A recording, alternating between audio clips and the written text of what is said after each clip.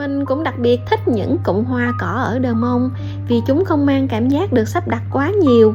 Hoa nở xen giữa cây xanh, mềm mại và tự nhiên như vốn thuộc về nơi này từ trước. Chính sự mộc mạc ấy lại tạo nên vẻ đẹp dễ chịu và gần gũi.